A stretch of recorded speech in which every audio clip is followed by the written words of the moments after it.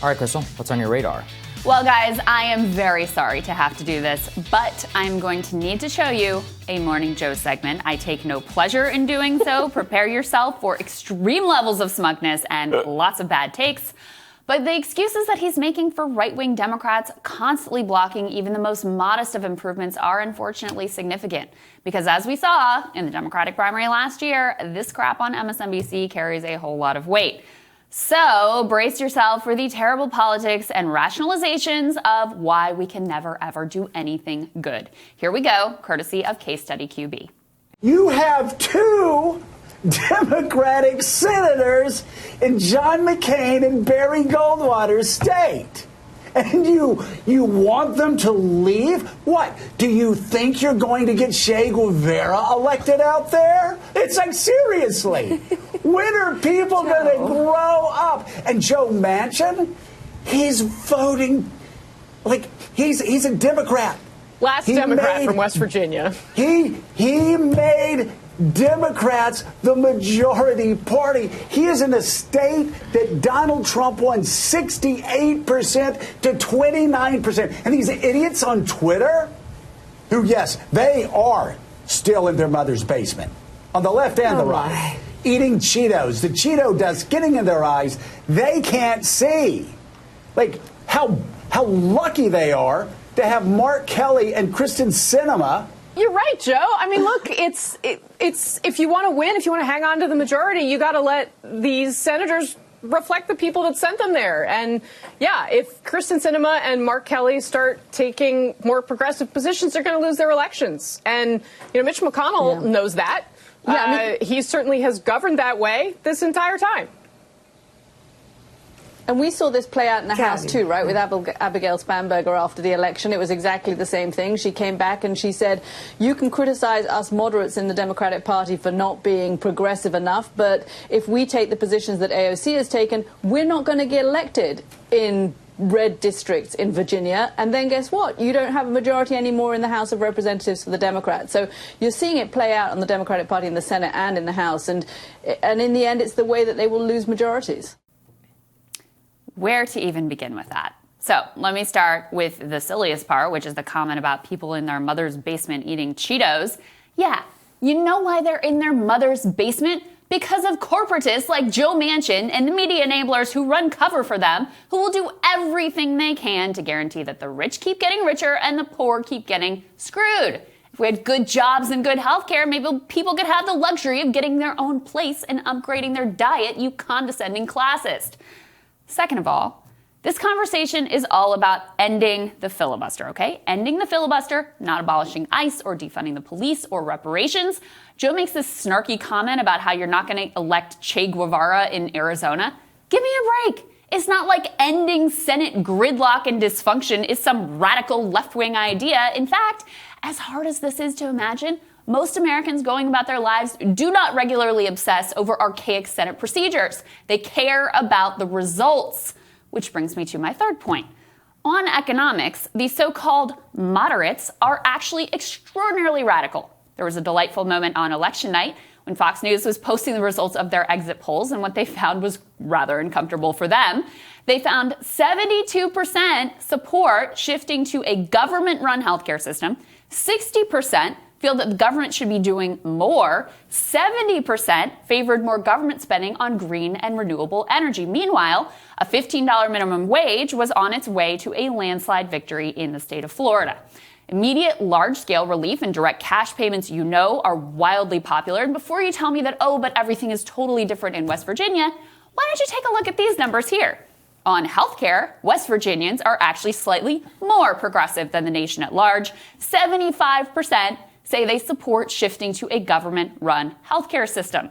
They are strongly supportive of federal spending on green jobs. And by the way, for all of you with a lot of West Virginia stereotypes in your mind, 2/3 also said racism and policing is a serious issue. There's nothing moderate about the politicians who would block checks, the green jobs, and healthcare. Manchin and his ilk might be in the center in the context of the reactionary body of the U.S. Congress, but they are extremists when it comes to the population at large. So that brings us to this question. Why, if West Virginians hold progressive views on a range of economic issues, has the state shifted so far right? Now, the answer in part is exactly the kind of corporatist gridlock politics to which Manchin and Scarborough both subscribe.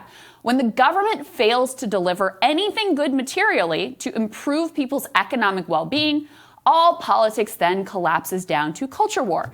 And yes, on key cultural issues, West Virginians are indeed quite conservative. They are opposed to abortion, they are in favor of lax gun laws, they want to build that wall, and they're about evenly split on a pathway to citizenship versus deportation. So just think about it. The Democratic Party has been following the Joe Manchin right-wing corporatist direction for decades now.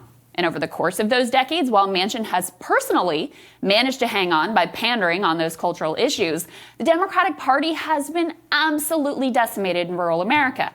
How can you argue that Manchin's politics are the key to winning majorities when Democrats have been trying Manchin's politics for years and keep losing ground with the very people to whom those politics are supposed to appeal? If you step back and think about it for 3 seconds, it is hilariously stupid. It's not like AOC and Che Guevara have been running the Democrats. Bill Clinton and Rahm Emanuel have. The proof is in the pudding. And the pudding looks like an increasingly affluent coastal party.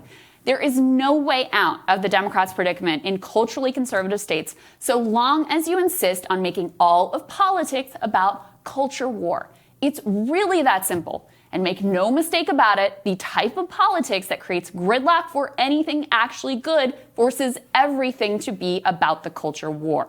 By putting the horse race analysis aside, though, let's take a look at this. Maybe no state in the country is in greater need of relief right now than West Virginia. No state in the country is in greater need of a new economic order than West Virginia, which has a long and painful history of being exploited by greedy capitalists who take what they want and leave the population with nothing.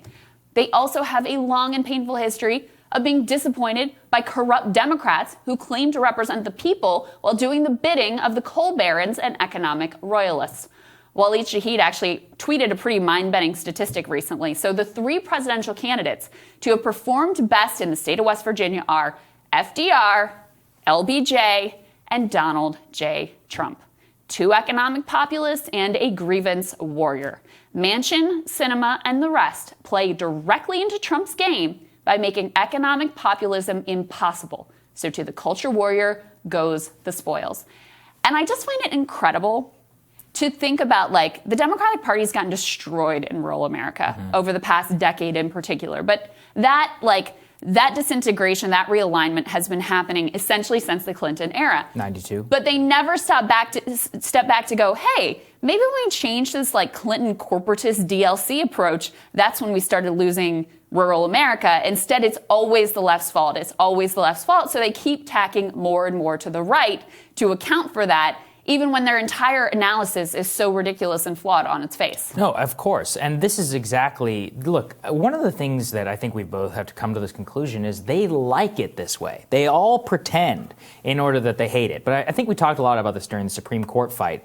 They like to weaponize the culture war to make it existential. And my biggest conservative critics are like, he doesn't come through on the culture wars. I'm like, no, the whole point is that I refuse to be frozen in time and held hostage. And that's essentially what they do to everybody. They're like, if you are held hostage to your cultural beliefs, then, I said this yesterday, they can just keep throwing you crumbs. And, this minimum wage fight that we talked a lot about today, how much real attention is that going to get relative to whatever cultural problem, comes up on the Biden administration, which will dominate the airwaves on Morning Joe and which will dominate everybody and your uncle's Facebook feed who's going to get all upset about it. And at the end of the day, what happens? 32 million people have less money. And and they don't care, right? Nobody actually cares about doing it. I think it's a very intentional strategy by Republicans and Democrats. Whoever fired first, I don't know. I think it's like in Star Wars, we'll never really know. But whoever fired first, they created the war in which they realize that as long as they keep everybody split along those lines,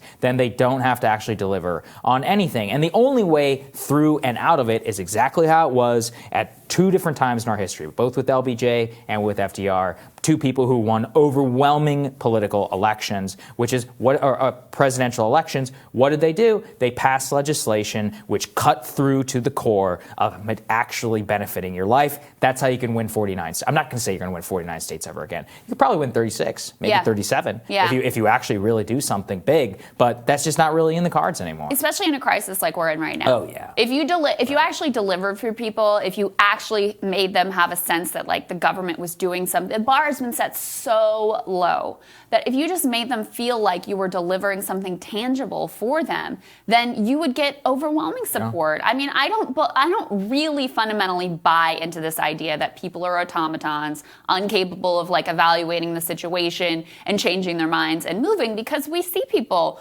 realign and switch parties every single election cycle. And millions of people. Absolutely. If you look over decades, you see even more massive movement between the parties. So this idea that people are just like locked in one place and that's never going to change. No, they're locked in one place because you've made it this tribal culture war situation. And people like Manchin are part of that. The entire neoliberal, like corporatist direction of the Democratic Party, and the Republicans do the same thing, pandering to their people on these cultural issues. It gets them off the hook from actually having to deliver anything, because you can just say the right words, take the right symbolic actions, and keep your people in line, and fearmonger about the horrible, evil people on the other side too. Yeah, of course. All he has to do is shoot the cap and trade bill, right? That's Remember, it. that's the famous thing. And I was like, what is this guy doing? Nothing? Standing in defense against something? It's a tragedy of politics that standing athwart something and being like, no, we're going to stop the other side from doing X is enough in order to get you elected. And the only way to break the doom loop is to say, I'm going to give you something,